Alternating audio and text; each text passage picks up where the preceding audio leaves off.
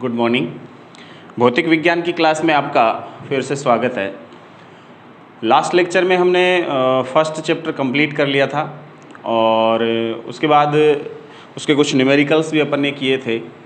आज हम दूसरा चैप्टर स्टार्ट करेंगे जो विद्युत फ्लक्स से संबंधित है और विद्युत फ्लक्स की डेफिनेशन और गाउस के नियम के पश्चात उसके गाउस के नियम के कुछ एप्लीकेशंस इस चैप्टर में रहेंगे। ठीक है, और उस गाउस के नियम की सहायता से अपन विद्युत क्षेत्र ज्ञात करेंगे कुछ आवेश वितरणों के कारण। ठीक है, वो भी अपन देखेंगे। ठीक है, हाँ, तो सबसे पहले अपन टॉपिक लेके चलते हैं विद्युत फ्लक्स।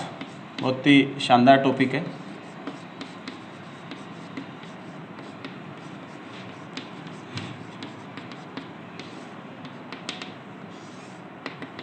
विद्युत फ्लक्स, इससे संबंधित, ये फ्लक्स से संबंधित नाम आप पहले पढ़ चुके हो। 11वीं क्लास में आपने पढ़ा होगा, जो लिक्विड वाला चैप्टर था, है ना, द्रव गतिकी था, उसमें आपने पढ़ा होगा।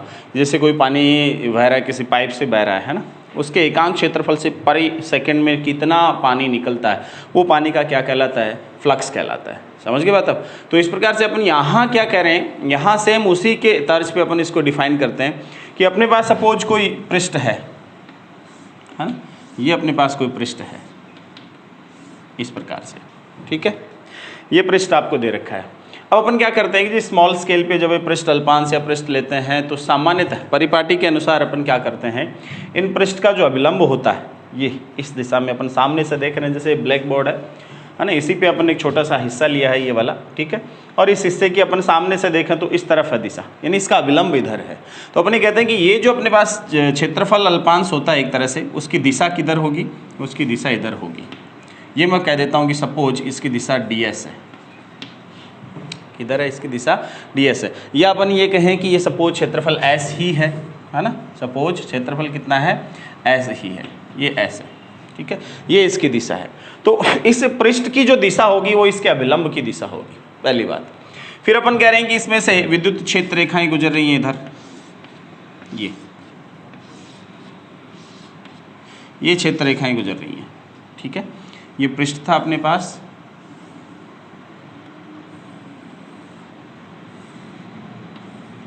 है ना, ये इस पृष्ठ के अल्पांश पृष्ठ की दिशा थी अभिलंब की दिशा में।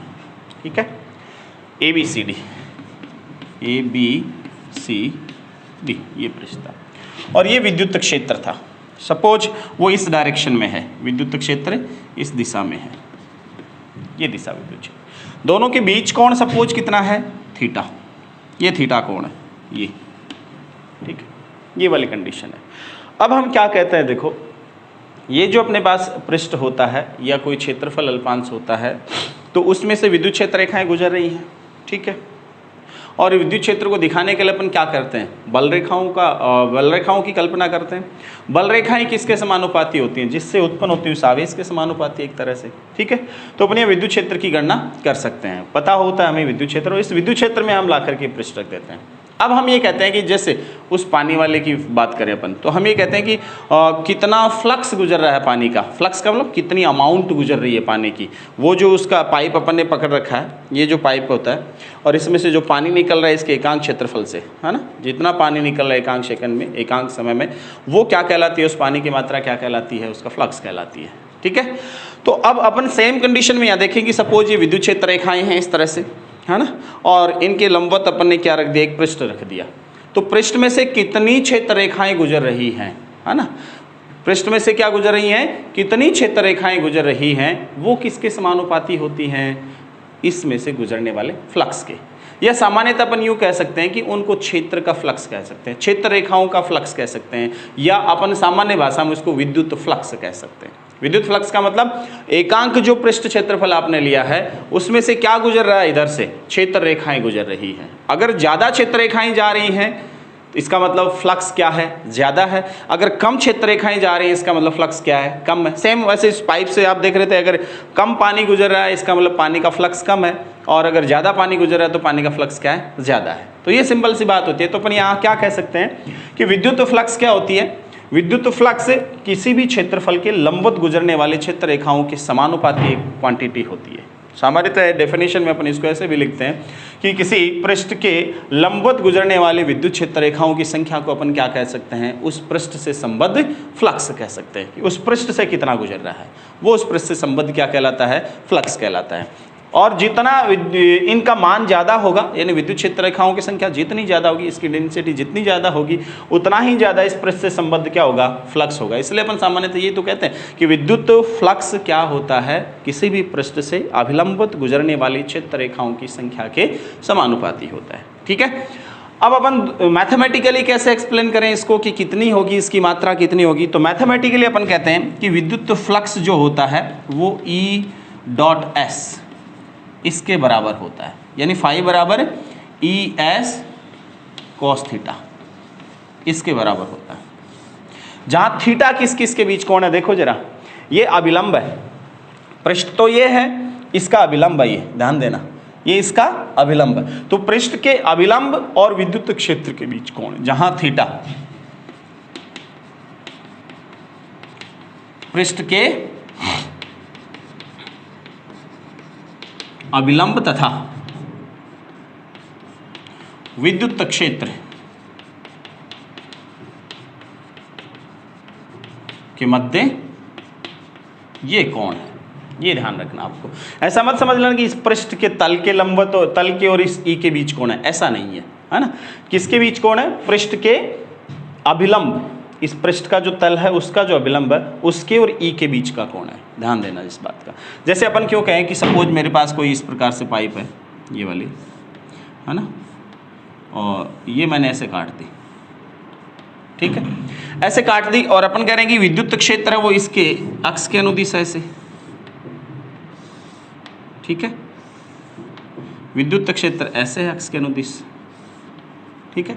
तो विद्युत क्षेत्र की दिशा तो ये है, और पृष्ठ का जो अभिलंब है, ये जो पृष्ठ है, ये पृष्ठ है ना, ये जो पृष्ठ आपको दिख रही है, इसका अभिलंब किधर है, इधर है, ये ds है सपोज, और ये क्या है, E है। तो इसके और इसके बीच का ये जो कोण होगा ये थीटा होगा, समझ गए बात आप। इस पृष्ठ और E के बीच का, तल और E के बीच का नहीं, तल का अभिलंब जो होगा उसके और E के बीच का कोण होगा ये E, ठीक है, ये कोण होगा, ठीक है। सामान्य शब्दों में अपन क्या कहें कि सपोज ये जो अपने पास ऐसे था कटा, मैंने इसको ऐसे काटा,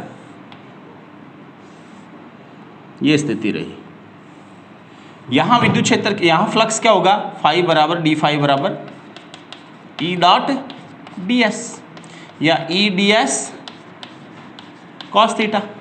यहां कितना होगा, देखो यहां एक चीज का ध्यान दो, यहां विद्युत क्षेत्र भी इसी दिशा में है, देखो जरा,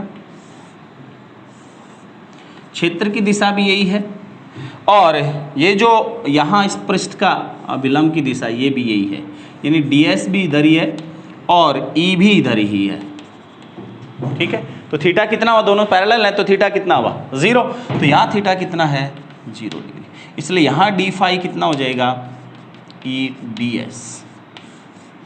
फाई का मैक्सिमम कॉस थीटा का मैक्सिमम मान कितना होता है, 1 होता है। इसलिए अपन कह रहे हैं कि कॉस थीटा मैक्सिमम, इसका मतलब मैक्सिमम फ्लक्स किस कंडीशन में गुजरेगा, जब E विद्युत क्षेत्र के तल, विद्युत क्षेत्र के क्या रखा गया, तल लंबवत रखा गया है, ये ध्यान रखना, तल लंबवत है। तल का लंबवत होने का मतलब क्या, तल का जो अभिलंब है वो क्षेत्र की दिशा में है, उस कंडीशन में मैक्सिमम फ्लक्स रहेगा, ठीक है। ये अपने पास सिचुएशन होता है, मैथमेटिकली अपन ऐसे एक्सप्लेन करते हैं इसको।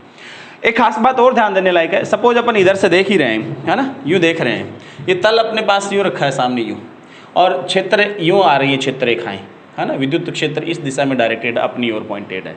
तो अपन ये कह रहे हैं कि ये इस पृष्ठ से अपन को क्या लग रहा है, इस पृष्ठ से बाहर की ओर निकल रहा है फ्लक्स, किधर निकल रहा है, बाहर की ओर निकल रहा है। ऐसे फ्लक्स को अपन क्या कहते हैं, धनात्मक फ्लक्स। ऐसे फ्लक्स को क्या कहते हैं, धनात्मक। पहली स्थिति क्या रहती है कि थीटा जो होता है वो 0 से बड़ा होता है और कितना 90 से क्या होता है, छोटा होता है, ऐसी स्थिति। समझ गए बात आप। यानी अपन ये कह सकते हैं कि तल ऐसे है, पृष्ठ का तल ऐसे है, विद्युत क्षेत्र इधर है, तो इसके अभिलंब की दिशा और विद्युत क्षेत्र की दिशा इधर ही है। तल को यूं कर दें तो अभिलंब इधर हो जाएगा, क्षेत्र इधर ही है। ऐसे कर दें तो थोड़ा ऊपर हो जाएगा, लेकिन फिर भी इधर ही आ रही हैं क्षेत्र रेखाएं, है ना।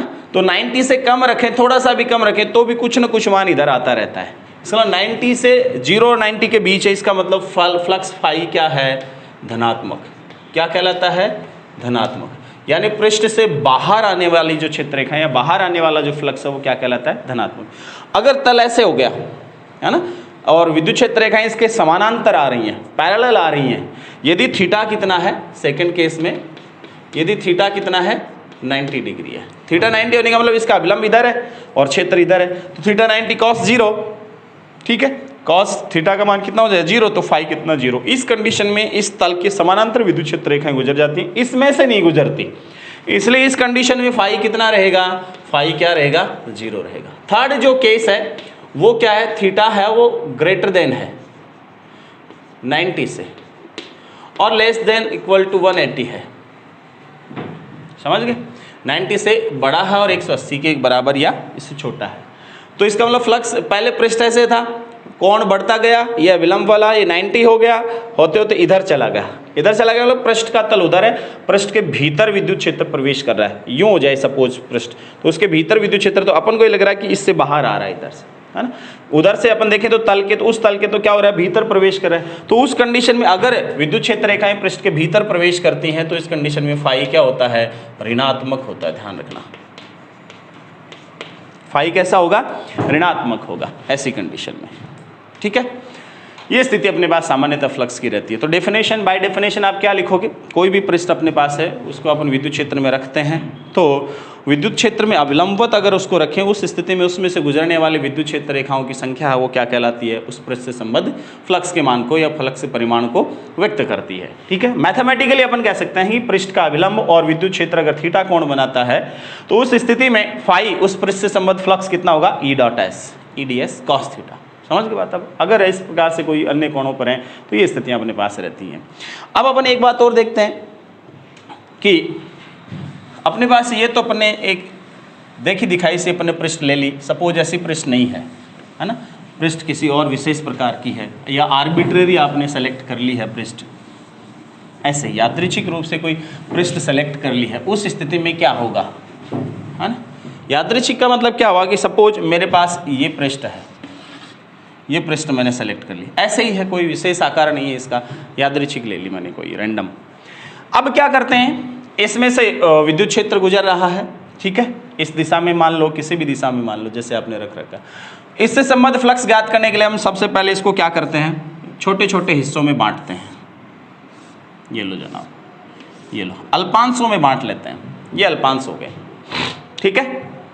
मैं कह रहा हूँ कि सपोज मेरे पास इस अल्पांश की बात हो रही है ना, इस अल्पांश की, ये जो अल्पांश है इसकी बात हो रही है, ठीक है। ये आई वाला अल्पांश है, इस अल्पांश के क्षेत्रफल की दिशा सपोज इधर है, DSI, ये आई वाला अल्पांश है, इसकी दिशा इधर है, और सपोज इसमें से उधर से आने वाला जो विद्युत क्षेत्र है उसकी दिशा इधर है, EI, और दोनों के बीच कोण है वो कितना है, सपोज थीटा है। ये स्थिति है किसके लिए, आई वे के लिए।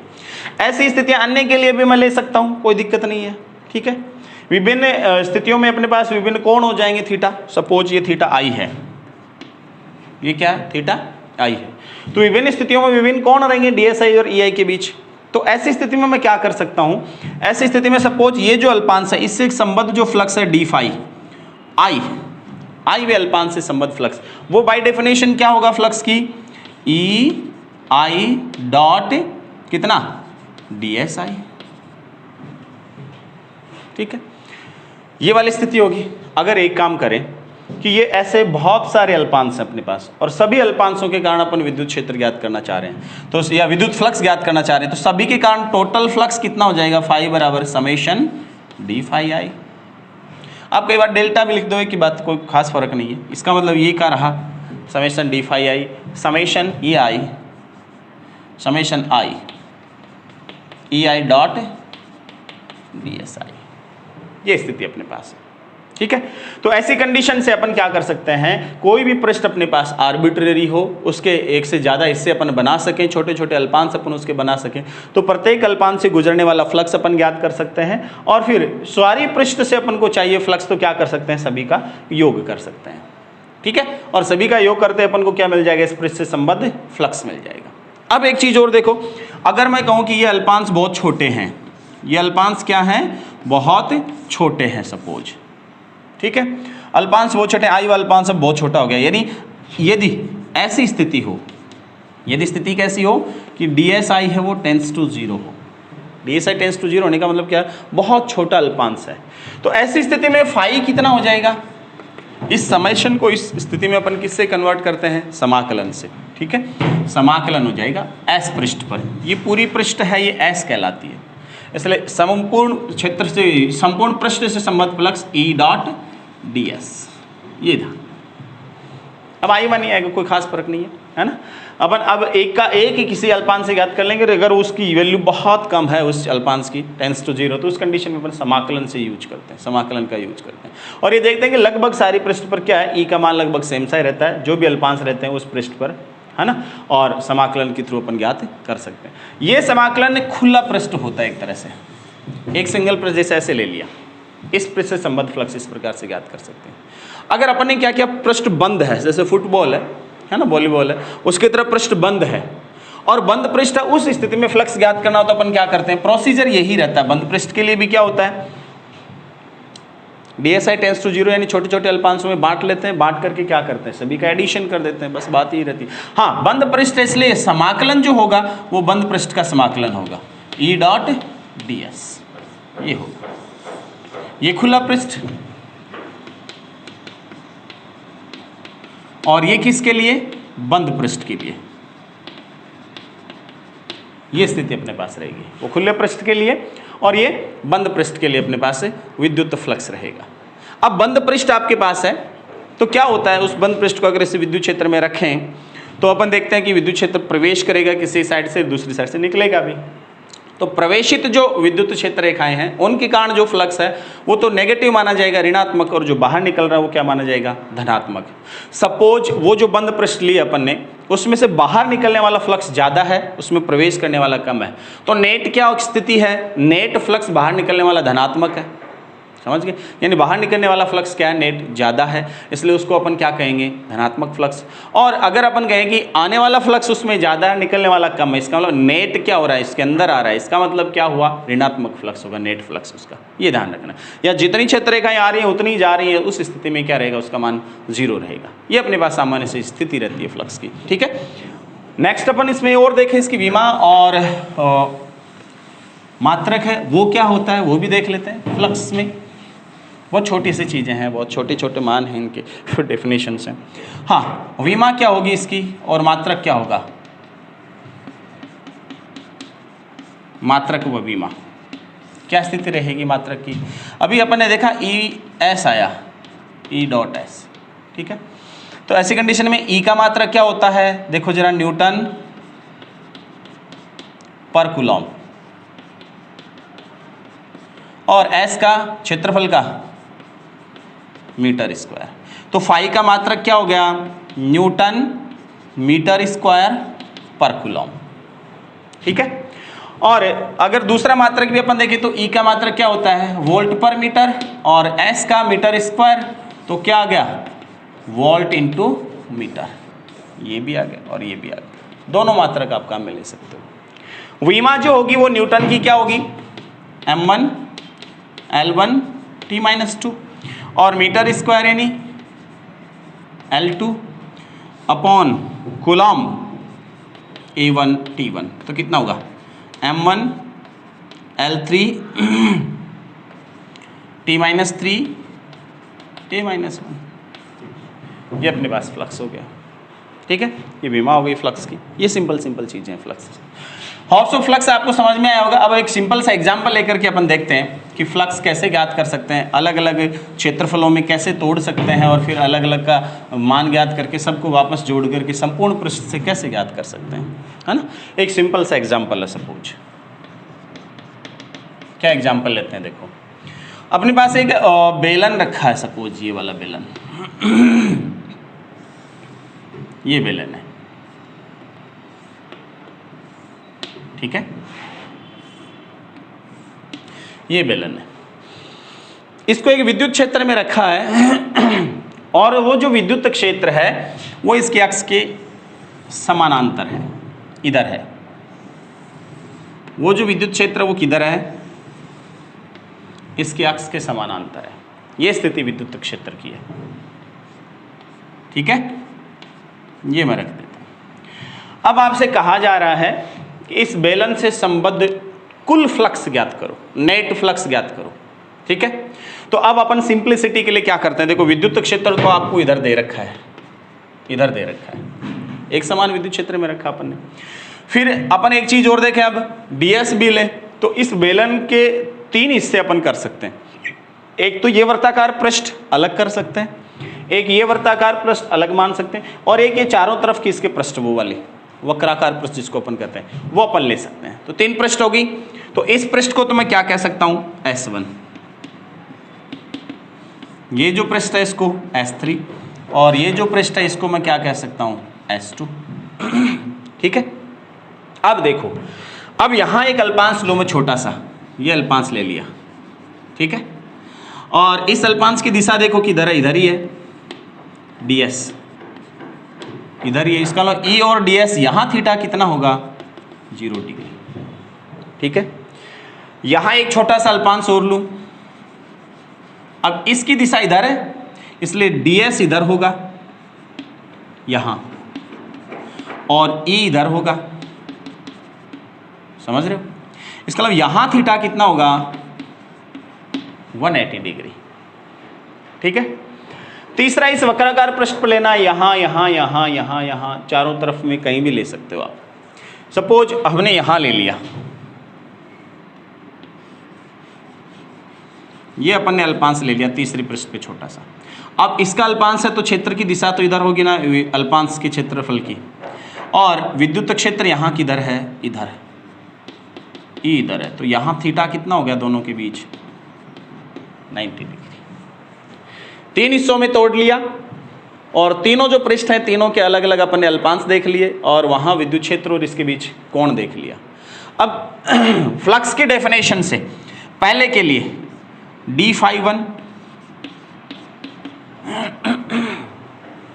या आप ये कह सकते हो कि नेट जो फ्लक्स होगा इस पूरी पृष्ठ से संबद्ध नेट फ्लक्स वो कितना होगा, नेट फ्लक्स फाई होगा, समाकलन, पृष्ठ बंद है पूरी की पूरी बेलनाकार, पृष्ठ S, पूरी पृष्ठ S है ये, ठीक है। E डॉट ds हो गया। अब ये S किस किस से मिलकर बनी है, अपन ने अभी तो देखा है S1 plus S2 plus S3 से। क्या करोगे, इस पृष्ठ के अलग अलग पृष्ठ को आप काम में ले सकते हो। तो सबसे पहले अपन समाकलन करेंगे S1 पर, ठीक है, E डॉट ds प्लस समाकलन करेंगे S2 पृष्ठ पे, E डॉट ds प्लस समाकलन करेंगे अपन S3 पृष्ठ पे, E डॉट ds। वो अपन को नेट फ्लक्स दे देगा, ठीक है। तो कितना हुआ, फाई बराबर, देखो यहाँ थीटा कितना है, यहाँ इनके लिए थीटा कितना है, 0 डिग्री, इनके लिए थीटा कितना है, सॉरी यहाँ 180 है, 180, यहाँ थीटा 0, और यहाँ थीटा कितना है, 90 डिग्री, ठीक है।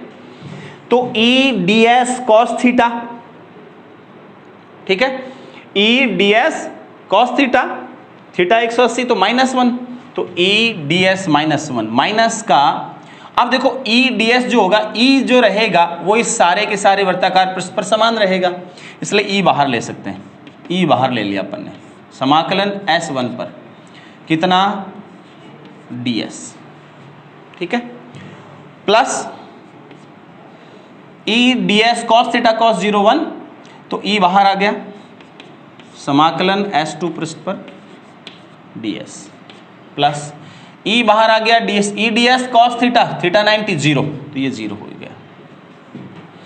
अब यहां देखो ds अल्पांश और उसका समाकलन सभी अल्पांशों का योग, मतलब S1 पृष्ठ पर, S1 पृष्ठ पर सभी अल्पांशों का योग, यानी इसका क्षेत्रफल। तो इसका मतलब ये क्षेत्रफल, इसका पाई r स्क्वायर हो गया, मान r त्रिज्या। तो ऐसे ही इधर देखो ds समाकलन, ऐसे अल्पांशों का योग S2 पृष्ठ पर, S2 पृष्ठ। अब देखो S1 और S2 तो सेम ही है क्षेत्रफल में, तो इसका मतलब ये दोनों भी एक दूसरे को क्या कर देंगे, कैंसिल। तो फाई कितना हो गया, इस बेलनाकार बंद पृष्ठ से संबद्ध नेट फ्लक्स कितना होगा, 0 होगा, क्योंकि जितना फ्लक्स आ रहा है उतना ही क्या हो रहा है, जा रहा है, इसलिए इससे संबद्ध नेट फ्लक्स क्या होगा, 0। ठीक है, नेक्स्ट अपन पढ़ेंगे नेक्स्ट लेक्चर में। धन्यवाद।